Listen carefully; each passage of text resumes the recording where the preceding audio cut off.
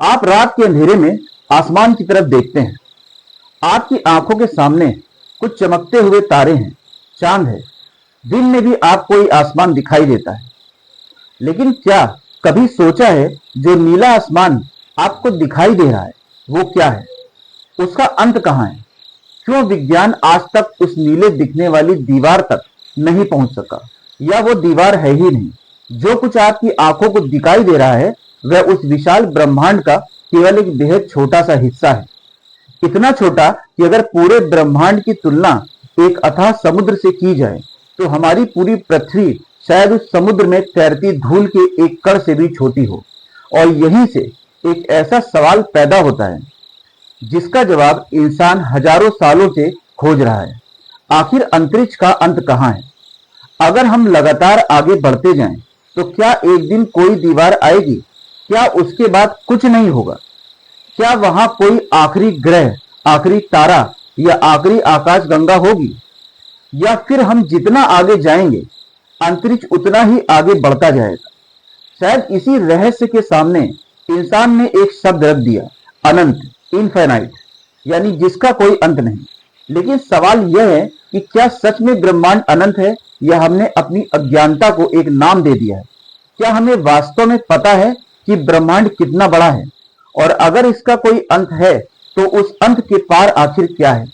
सोचिए, अगर आप एक अंतरिक्ष यान में बैठकर पृथ्वी से लगातार आसमान की ओर जाते जाएं, पहले आप पृथ्वी को पीछे छोड़ेंगे, फिर चंद्रमा, फिर मंगल और हमारे सौर मंडल के दूसरे ग्रह। उसके बाद सूर्य भी एक चमकते हुए छोटे से तारे जैसा दिखाई देने लगेगा। आप आगे बढ़ते रहेंगे और धीरे धीरे आपका अपना सौरमंडल भी एक छोटे से धूल के कण जैसा दिखने लगेगा।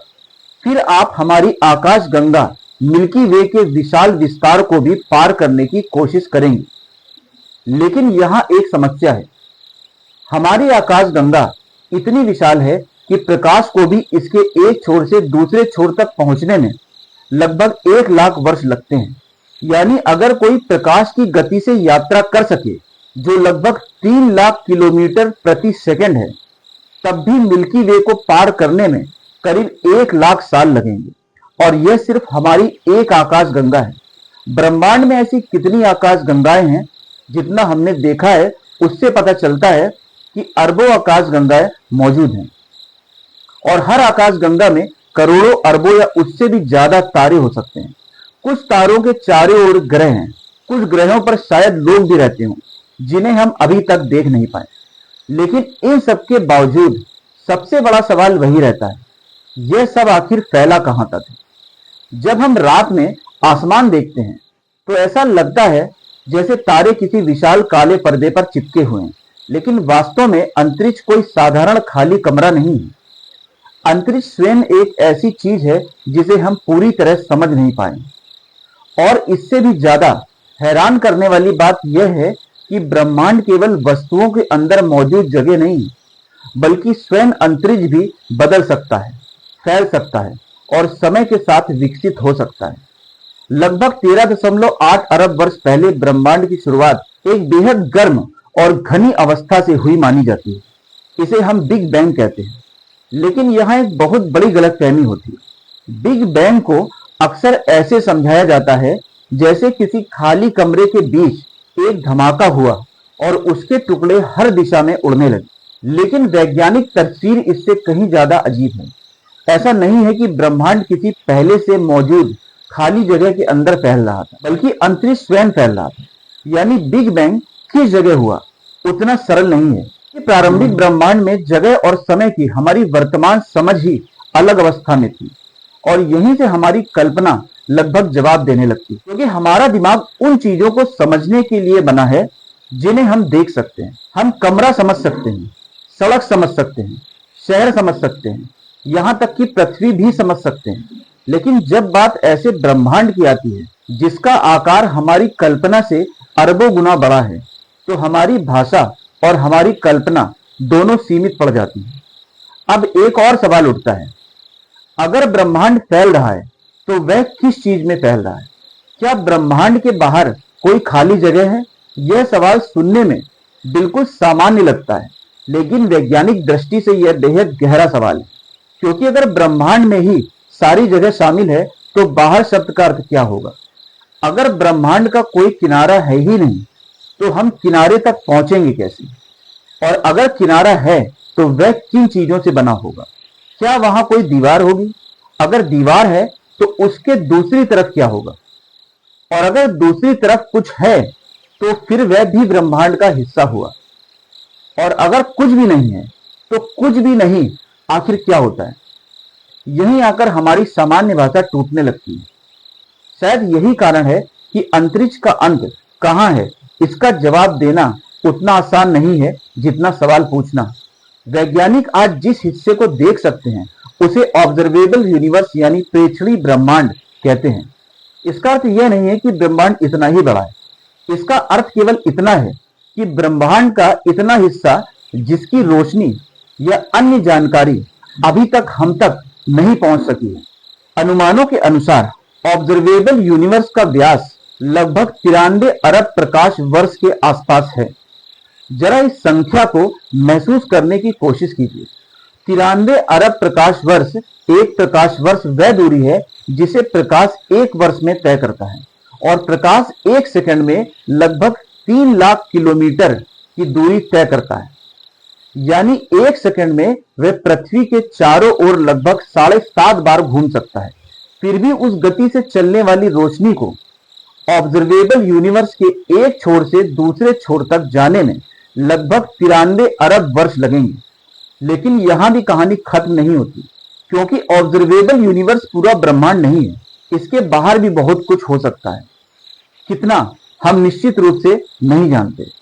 शायद ऑब्जर्वेबल यूनिवर्स के बाहर भी अनगिनत आकाश गंगाएं हो, शायद ब्रह्मांड ऑब्जर्वेबल हिस्से से बहुत बड़ा हो, शायद अनंत हो, और शायद इसका आकार सीमित हो, लेकिन इसका कोई किनारा ना हो। यह बात सुनकर अजीब लगती है, सीमित लेकिन बिना किनारे का। पृथ्वी की सतह इसका एक सरल उदाहरण है। पृथ्वी की सतह सीमित है। आप लगातार एक दिशा में चलते रहें तो अंततः पृथ्वी का चक्कर पूरा कर सकते हैं, लेकिन पृथ्वी की सतह पर आपको कोई ऐसा किनारा नहीं मिलेगा जहां अचानक सब खत्म हो जाए। ब्रह्मांड भी कुछ ऐसा ही हो सकता है। इसलिए ब्रह्मांड का अंत 2 अलग अलग अर्थ रख सकता है। एक अर्थ है, क्या ब्रह्मांड की कोई सीमा या किनारा है, और दूसरा अर्थ है, क्या ब्रह्मांड का आकार सीमित है। इन दोनों सवालों का जवाब एक जैसा होना जरूरी नहीं। विज्ञान हमें ब्रह्मांड की ज्यामिति विस्तार की दर, पदार्थ और ऊर्जा के वितरण और डार्क एनर्जी जैसी चीजों का अध्ययन करके यह समझाने की कोशिश करती है कि ब्रह्मांड कितना बड़ा है और किस प्रकार का है। लेकिन अभी भी हमारे पास पूरी तस्वीर नहीं है। हमें यह भी नहीं पता कि नीले दिखने वाले आसमान के बाहर वास्तव में क्या है, और शायद यह सबसे रोमांचक हिस्सा है, क्योंकि हम जितना ब्रह्मांड देखते हैं वह स्वयं हमारी देखने की क्षमता की सीमा से तय होता है। कल्पना कीजिए कि आप रात के अंधेरे में एक टॉर्च लेकर जंगल में खड़े हैं। टॉर्च की रोशनी जितनी दूर तक जाती है, आपको जंगल का उतना ही हिस्सा दिखाई देता है। क्या इसका मतलब यह है कि रोशनी के बाहर जंगल खत्म हो गया? बिल्कुल नहीं। इसका अर्थ सिर्फ इतना है कि आपकी दृष्टि वहां तक नहीं पहुंच रही। कुछ हद तक नीला आसमान भी ऐसा ही है। ब्रह्मांड का वह हिस्सा जिसे हम देख सकते हैं हमारी ब्रह्मांडी टॉर्च की रोशनी जैसा है। उसके बाहर भी ब्रह्मांड हो सकता है, लेकिन वहां से आने वाली जानकारी अभी तक हम तक नहीं पहुंची और शायद कभी पहुंच भी नहीं पाएगी, क्योंकि ब्रह्मांड का विस्तार लगातार जारी है। कुछ अत्यंत दूर की आकाशगंगाएं इतनी तेजी से हमसे दूर होती जा रही हैं कि उनके द्वारा आज भेजी गई रोशनी कभी भी हम तक नहीं पहुंच पाएगी। इसका अर्थ है कि ब्रह्मांड का एक ऐसा हिस्सा हो सकता है जो भौतिक रूप से मौजूद है, लेकिन हमारे लिए हमेशा के लिए अदृश्य रहेगा। हम उसके बारे में कभी प्रत्यक्ष जानकारी प्राप्त नहीं कर पाएंगे। ब्रह्मांड का एक हिस्सा हमारे सामने मौजूद हो सकता है, लेकिन प्रकृति के नियम हमें उससे हमेशा के लिए अलग रख सकते हैं। अब सवाल आता है कि क्या ब्रह्मांड का विस्तार किसी दिन रुक जाएगा? वर्तमान विज्ञान के अनुसार ब्रह्मांड का विस्तार तेज हो रहा है और इसके पीछे डार्क एनर्जी को प्रमुख कारण माना जाता है। लेकिन डार्क एनर्जी वास्तव में क्या है, यही विज्ञान के सबसे बड़े रहस्यों में से एक है। हम इसके प्रभाव को देखते हैं, लेकिन इसकी वास्तविक प्रकृति को अभी पूरी तरह से नहीं समझ पाए। यह कुछ ऐसा है जैसे किसी कमरे में अदृश्य शक्ति लगातार चीजों को अलग कर रही हो और हमें उसका प्रभाव दिखाई दे रहा हो, लेकिन स्वयं वे शक्ति दिखाई ना दे। वैज्ञानिक इसे डार्क एनर्जी कहते हैं। लेकिन नाम जान लेने का अर्थ यह नहीं है कि रहस्य हल हो गया। कई बार विज्ञान में किसी चीज को नाम देना उसके समझ में आने की शुरुआत होती है, अंत नहीं। डार्क एनर्जी का रहस्य भी ऐसा ही है। हो सकता है आने वाले वर्षों में हमें पता चले कि यह वास्तव में क्या है। हो सकता है हमारी वर्तमान थ्योरी में कोई बड़ी कमी हो, और हो सकता है कि ब्रह्मांड हमारी कल्पना से भी अधिक अजीब हो। अब जरा एक और कल्पना कीजिए, अगर कोई अंतरिक्ष यात्री आज पृथ्वी से निकलकर ब्रह्मांड के किनारे तक जाने की कोशिश करे तो क्या होगा। सबसे पहली समस्या दूरी। मानव तकनीक के लिए वर्तमान में ऐसी यात्रा की कल्पना करना भी लगभग असंभव है। हमारी सबसे तेज अंतरिक्ष यानों की गति भी ब्रह्मांडीय पैमाने पर बेहद छोटी है। प्रकाश की गति से यात्रा करना हमारे लिए संभव नहीं है। इसलिए हम चाहे कितनी भी तेजी से अंतरिक्ष यान बनाएं, ब्रह्मांड के विशाल पैमाने पर हमारी यात्रा अत्यंत धीमी होगी। लेकिन मान लीजिए भविष्य में किसी ऐसी तकनीक का विकास हो जाए जिससे हम असाधारण गति से यात्रा कर सकें, तब भी एक समस्या होगी। ब्रह्मांड स्थिर नहीं है। जिस जगह को आज आप दूर देखते हैं, यात्रा के दौरान उसकी दूरी बदलती रहेगी, और यदि आप किसी कॉस्मिक हॉरिजन से आगे जाने की कोशिश करते हैं, संभव है कि वह क्षेत्र आपसे लगातार दूर होता जाए। यानी आप एक ऐसे लक्ष्य का पीछा कर रहे होंगे जो स्वयं बदल रहा है। यह किसी सड़क पर दौड़ते हुए ऐसे धुएं के जैसा है जो आपकी दौड़ के साथ साथ आगे खिसकता जा रहा हो। लेकिन फिर भी सवाल उठता है, क्या सचमुच कोई अंतिम किनारा है? विज्ञान के पास इसका कोई निश्चित उत्तर अभी नहीं है। हम अनुमान लगा सकते हैं, थ्योरीज बना सकते हैं, ऑब्जर्वेशन कर सकते हैं, लेकिन जहां प्रमाण खत्म होते हैं वहां विज्ञान को कहना पड़ता है, हमें अभी नहीं पता। इंसान ने जब पहली बार आसमान देखा होगा तो शायद उसे लगा होगा कि तारे छोटे छोटे दीपक हैं। फिर हमने टेलीस्कोप बनाए, हमें पता चला कि ग्रह तारे हैं, आकाश गंगाएं हैं। फिर हमने जाना कि सूर्य भी एक साधारण तारा है। फिर पता चला कि हमारी आकाश गंगा अकेली नहीं है। फिर हमने देखा कि ब्रह्मांड फैल रहा है, और अब हम ऐसे प्रश्न पूछ रहे हैं जिनके बारे में हजारों साल पहले कल्पना करना भी मुश्किल था। लेकिन सबसे दिलचस्प बात यह है कि हर जवाब नए सवाल पैदा करता है। अगर ब्रह्मांड फैल रहा है तो डार्क एनर्जी क्या है? अगर ब्रह्मांड की शुरुआत हुई तो उससे पहले क्या था? अगर ब्रह्मांड सीमित है तो उसका किनारा कैसा है? अगर वह अनंत है तो अनंत का अर्थ क्या है? और अगर हमारे ब्रह्मांड के बाहर कुछ है तो वह क्या है? क्या दूसरे यूनिवर्स भी हो सकते हैं? हमें प्रमाण चाहिए, और प्रमाण मिलने तक हमें कल्पना और विज्ञान के बीच अंतर बनाए रखना होगा। यही इस पूरे रहस्य की सबसे महत्वपूर्ण बात है। इंटरनेट पे आपको कई वीडियो मिलेंगे जो कहते हैं कि वैज्ञानिकों ने ब्रह्मांड का अंत खोज लिया, या ब्रह्मांड के बाहर दूसरी दुनिया मिल गई, या किसी टेलीस्कोप ने दूसरे यूनिवर्स की तस्वीर ले ली है। लेकिन वास्तव में यह इतना सरल नहीं है। इसलिए जब कोई दावा करे कि ब्रह्मांड का रहस्य पूरी तरह हल हो गया, तो सबसे पहले पूछिएगा कि प्रमाण क्या है। अब वापस उस मूल सवाल पर आते हैं, आसमान का अंत कहां है? शायद इसका सबसे सही उत्तर यही है कि हमें अभी नहीं पता आसमान का कोई अंत है भी या नहीं। हम सिर्फ एक सीमा तक देख सकते हैं, लेकिन वह ब्रह्मांड की वास्तविक सीमा नहीं है। यह हमारी सीमा है, और यह अंतर बहुत महत्वपूर्ण है। जैसे समुद्र के बीच खड़े होकर आप हॉरिजन तक देख सकते हैं। हॉरिजन पर आपको समुद्र खत्म होता दिखाई देगा, लेकिन वास्तव में वहां समुद्र खत्म नहीं हुआ। पृथ्वी की वक्रता और आपकी दृष्टि की सीमा आपको ऐसा दिखाती है। उसी तरह कॉस्मिक हॉरिजन भी जरूरी नहीं है कि ब्रह्मांड दीवार हो। वह उस जानकारी की सीमा है जो हम तक पहुंच सकती है। और शायद ब्रह्मांड की सबसे बड़ी विडंबना यही है हम जिस चीज को देख सकते हैं वह पूरी वास्तविकता नहीं है। हमारी आंखें सीमित हैं, हमारे टेलीस्कोप सीमित हैं, हमारी टेक्नोलॉजी सीमित है, हमारा जीवन काल सीमित है। लेकिन जिस चीज को हम समझने की कोशिश कर रहे हैं उसका पैमाना लगभग अकल्पनीय है। हम एक छोटे से ग्रह पर रहते हैं। इस ग्रह की उम्र लगभग 4.5 अरब वर्ष है। हमारी सभ्यता का वैज्ञानिक इतिहास उसकी तुलना में बेहद छोटा है।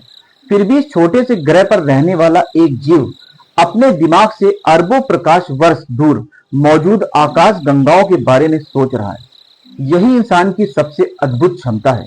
हम ब्रह्मांड का बहुत छोटा हिस्सा हैं, लेकिन हम ब्रह्मांड को समझने की कोशिश कर रहे हैं।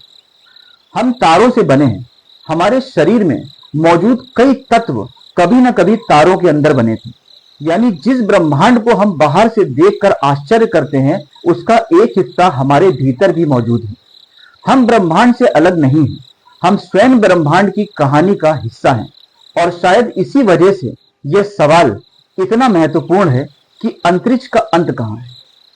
क्योंकि वास्तव में हम सिर्फ अंतरिक्ष की सीमा नहीं खोज रहे, हम अपनी उत्पत्ति खोज रहे हैं। हम यह समझना चाहते हैं कि हम कहां से आए, यह सब कैसे शुरू हुआ और इस विशाल अंधकार में हमारा स्थान कहां है। कल्पना कीजिए कि भविष्य में कोई ऐसा टेलीस्कोप बन जाए जो आज के इंस्ट्रूमेंट से हजारों गुना शक्तिशाली हो। शायद वह हमें ब्रह्मांड और दूर के हिस्से दिखाए। शायद हमें ऐसी आकाश गंगाएं मिले जिनके बारे में आज हम सोच भी नहीं सकते। शायद डार्क एनर्जी के रहस्य का कोई सुराग हमें मिल जाए। शायद ब्रह्मांड के रहस्य का सही उत्तर भी हमें मिल जाए। लेकिन क्या तब हमारा सवाल खत्म हो जाएगा? शायद नहीं। क्योंकि बार बार जब इंसान किसी सीमा तक पहुंचता है उसके आगे एक नई सीमा दिखाई देती है। कभी पृथ्वी हमारी पूरी दुनिया थी, फिर हमें पता चला कि पृथ्वी एक ग्रह है, फिर पता चला सूरज एक तारा है, फिर हमारी आकाश गंगा का पता चला, फिर करोड़ों दूसरी आकाश गंगाओं का पता चला। और अब हमें पूरे ब्रह्मांड की प्रकृति समझने की कोशिश करनी पड़ेगी। इसलिए संभव है कि अंत की हमारी तलाश कभी खत्म ना हो। शायद ब्रह्मांड का कोई किनारा नहीं है, शायद वह सीमित है लेकिन बिना किनारे के है। शायद वह वास्तव में अनंत है और शायद हमारी वर्तमान समझ से परे है। ऐसी संभावना है जिसके बारे में हमने कभी सोचना भी शुरू नहीं किया। लेकिन एक बात निश्चित है, आज जब आप रात के समय आसमान में एक तारा देखते हैं तो आप केवल एक चमकता हुआ तारा नहीं देख रहे होते, आप अतीत देख रहे होते हैं। उस तारे की रोशनी को आप तक पहुंचने में हजारों अरबों वर्ष लगे होंगे। यानी आसमान की ओर देखना कुछ हद तक समय में पीछे देखना जैसा है, क्योंकि उस तारे की रोशनी को यहां तक पहुंचने में हजारों लाखों अरब वर्ष लगे होंगे। और सोचिए, जितना इतिहास बीत चुका वह सब इस तारे के सामने बीता होगा। जितने भी देवी देवता, नबी और संत हुए हैं उन सबको इस तारे में देखा होगा। कुछ दूर की आकाश गंगाओं को हम वैसे देख रहे हैं जैसी वे अरबों वर्ष पहले थी। शायद उनमें से कुछ आज वैसी हैं ही नहीं जैसी हमें दिखाई देती है, लेकिन उनकी हजारों साल पुरानी रोशनी अभी भी हमारे पास आ रही है। सोचिए, ब्रह्मांड हमें अपने अतीत की तस्वीरें भेज रहा है और हम पृथ्वी पर बैठकर उन तस्वीरों को पढ़ने की कोशिश कर रहे हैं। शायद भविष्य में हम ब्रह्मांड के और पुराने अध्याय पढ़ सकेंगे। शायद हम उस समय के और करीब पहुंच पाएं जब पहला तारा जला था।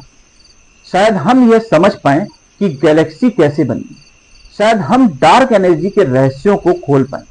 लेकिन फिर भी एक सवाल बच जाता है, क्या इसके आगे भी कुछ है? यही अनंत का रहस्य। इनफाइनाइट केवल एक संख्या नहीं, यह हमारे दिमाग की उस सीमा का प्रतीक भी है जहां हम गणना करना बंद कर देते हैं और कल्पना शुरू कर देते हैं। हम कहते हैं अनंत, लेकिन क्या हम वास्तव में अनंत को समझ सकते हैं? लेकिन अगर मैं पूछूं कि अनंत कितना बड़ा है तो सवाल ही बदल जाता है, क्योंकि अनंत कोई अंतिम संख्या नहीं है। यह किसी ऐसी सीमा का विचार है जिसे पार करने के बाद भी आगे कुछ बाकी रहता है। ब्रह्मांड के मामले में भी शायद यही हो, लेकिन यह भी संभव है कि वास्तविक ब्रह्मांड फाइनाइट हो। इसलिए अनंत कहना केवल इसलिए सही नहीं हो जाता क्योंकि हमें उसका अंत दिखाई नहीं देता। इसका पूरा उत्तर अभी हमारी पहुंच से बाहर है और शायद यही वजह है जहां इंसान को अपनी सीमाओं को स्वीकार करना पड़ता है। हमें हर सवाल का जवाब आज ही नहीं मिल सकता। कुछ सवालों के जवाब पाने में सदियां लग सकती हैं। कुछ सवाल शायद हमेशा रहस्य बनकर रहें। अगर ब्रह्मांड के सारे रहस्य आज ही हल हो जाएं, तो शायद हमारी जिज्ञासा भी खत्म हो जाएगी। लेकिन जब रात का आसमान हमें यह याद दिलाता है कि हमारी दुनिया से बहुत परे कुछ विशाल, अज्ञात और रहस्यमयी मौजूद है, तब हमारे भीतर एक सवाल जन्म लेता है, और आगे क्या है? शायद यही सवाल इंसान को आगे बढ़ाता है। इसी सवाल ने टेलीस्कोप बनाए, इसी सवाल ने अंतरिक्ष यान बनाए, इसी सवाल ने वैज्ञानिकों को रात दिन कैलकुलेशन करने के लिए प्रेरित किया, और इसी सवाल के कारण आज हम अरबों प्रकाश वर्ष दूर की आकाश गंगाओं को देख पा रहे हैं। इसलिए जब अगली बार आप रात में आसमान की तरफ देखें और कोई कहे कि अंतरिक्ष अनंत है, तो बस एक पल रुककर सोचिए, क्या हम वास्तव में जानते हैं? शायद नहीं। जब कोई कहे कि ब्रह्मांड का अंत वहां है जहां हमारी नजर खत्म होती है, तो याद रखिए, नजर की सीमा और वास्तविकता में अंतर है।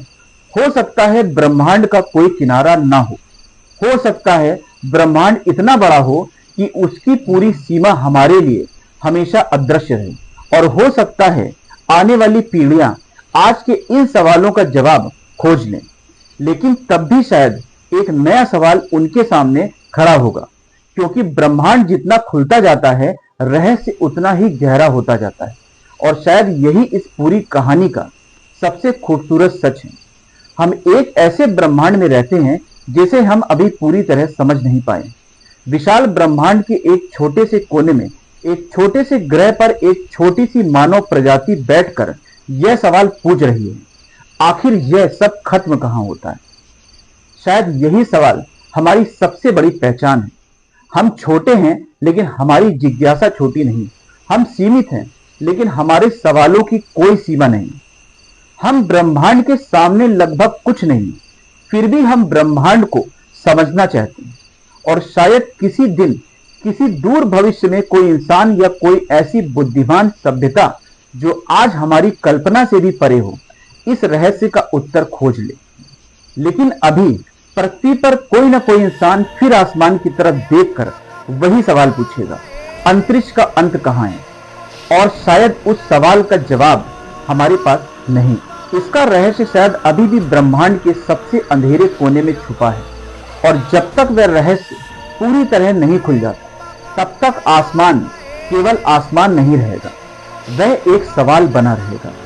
एक ऐसा सवाल जिसका जवाब खोजने के लिए इंसान पृथ्वी से निकलकर सितारों तक पहुंचेगा।